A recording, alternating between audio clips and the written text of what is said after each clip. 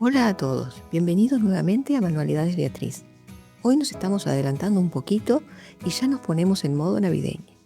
Les vamos a enseñar a transformar unas simples esferas de telgopor en estos hermosos y elegantes adornos para el árbol. Quedan súper delicados y lo mejor de todo es que son muy fáciles de hacer. Quédense a ver el paso a paso, suscríbanse y déjenos un me gusta o un comentario, que es la mejor forma de apoyar nuestro trabajo.